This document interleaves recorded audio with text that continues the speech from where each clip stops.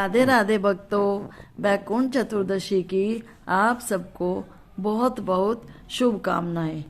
आपके घर में खुशियां आए, सब स्वस्थ रहें, सभी निरोगी रहें, कोई भी दुख सहन करने वाला ना हो और किसी के घर में भी दुख ना हो।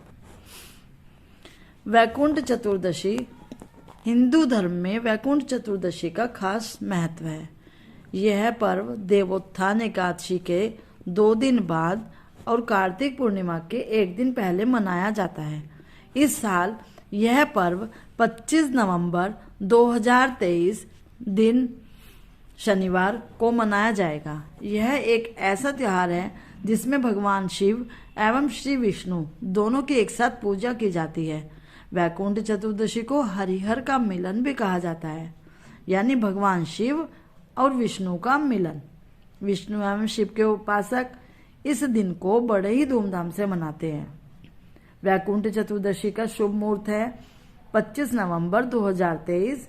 चतुर्दशी तिथि प्रारंभ होगी 25 नवंबर 2023 शाम 5:22 को और चतुर्दशी तिथि की समाप्ति होगी 26 नवंबर 2023 अपराह्न 3:53 पर। वैकुंठ चतुर्दशी निशिता काल है 11:41 से 12:35 तक। तो यह 54 मिनट तक रहेगी। 54 मिनट तक की इसकी तिथि है, समय है। अब सुनते हैं वैकुंठ चतुर्दशी की कुछ पौराणिक कथा।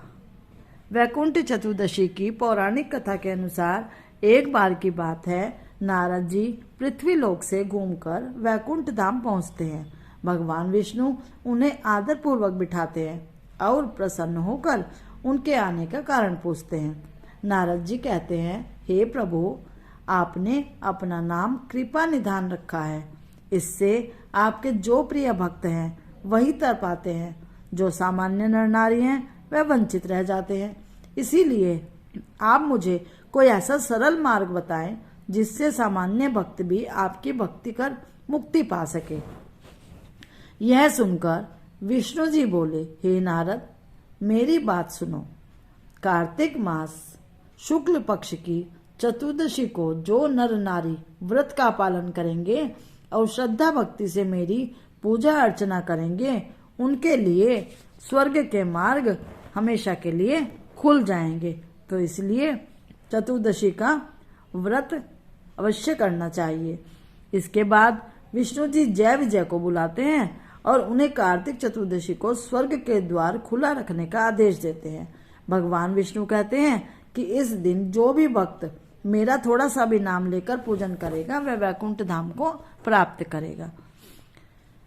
करोड़ों सूर्य की कांति के समान वाला सुदर्शन चक्र जो शिव जी ने दिया था श्री हरि विष्णु को, उसके बारे में एक कथा है, वह भी श्रवण पान करते हैं। पौराणिक मतानुसार एक बार भगवान विष्णु देवाधिदेव महादेव का पूजन करने के लिए काशी आए। वहां मणिकर्णिका घाट पर स्नान करके उन्होंने 1000 स्वर्ण कमल पुष्पों से भगवान विश्वनाथ के पूजन का संकल्प लिया। अभिषेक के बाद जब वे पूजन करने लगे तो शिवजी ने उनकी भक्ति की परीक्षा के उद्देश्य से एक कमल पुष्प कम कर दिया। भगवान श्रीहरि को पूजन की पूर्ति के लिए 1000 कमल पुष्प चढ़ाने थे। एक पुष्प की कमी देखकर उन्होंने सोचा, मेरी आंखें भी तो कमल के ही समान हैं, मुझे कमल नयन और पुंडरीकाक्ष कहा जाता है। यह विचार कर भगवान विष्णु अपने कमल समान आंख चढ़ाने को प्रस्तुत हो गए। विष्णु जी की इस अगाध भक्ति से प्रसन्न होकर देवाधिदेव महादेव प्रकट होकर बोले, हे विष्णु, तुम्हारे समान संसार में दूसरा कोई मेरा भक्त नहीं है। आज की यह कार्तिक शुक्ल चतुर्दशी अब वैकुंठ चतुर्दशी कहलाएगी और इस दिन व्रत पूर्वक जो पहले आपका पूजन करेगा उसे वैकुंठ लोक की प्राप्ति होगी।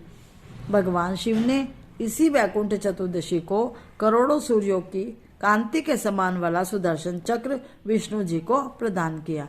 शिव जी तथा विष्णु जी कहते हैं कि इस दिन स्वर्ग के द्वार खुले रहेंगे। मृत्यु लोक में रहने वाला कोई भी व्यक्ति इस व्रत को करता है वह अपना स्थान वैकुंठ धाम में सुनिश्चित कर लेगा।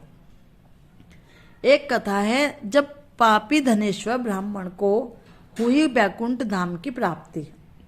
धनेश्वर नामक एक ब्राह्मण था जो बहुत बुरे काम करता था। उसके ऊपर कई पाप थे। एक दिन वो गोदावरी नदी में स्नान के लिए गया। उस दिन वैकुंठ चतुर्दशी थी।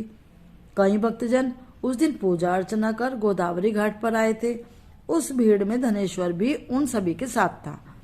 इस प्रकार उन श्रद्धालुओं के स्पर्श के कारण धनेश्वर को भी पुण्य प्राप्त हुआ। जब उसकी मृत्यु हो गई तब उसे यमराज लेकर गए और नरक में भेज दिया। तब भगवान विष्णु ने कहा, यह बहुत पापी है, पर इसने वैकुंठ चतुर्दशी के दिन गोदावरी स्नान किया और श्रद्धालुओं के पुण्य के कारण इसके सभी पाप नष्ट हो गए, इसीलिए इसे वैकुंठ धाम मिलेगा। अतः धनेश्वर को वैकुंठ धाम की प्राप्ति हो गई। तो जिस प्रकार इन सबको वैकुंठ धाम की प्राप्ति हुई है इस व्रत के कारण, हम चाहते हैं अपने चैनल की तरफ से सभी भक्तों को खूब खुशहाली मिले, अच्छा स्वास्थ्य मिले, कोई भी परेशानी ना हो। सर्वे भवन्तु सुखिनः, सर्वे सन्तु निरामयाः, सर्वे भद्राणि पश्यन्तु, मा कश्चित् दुःखम्।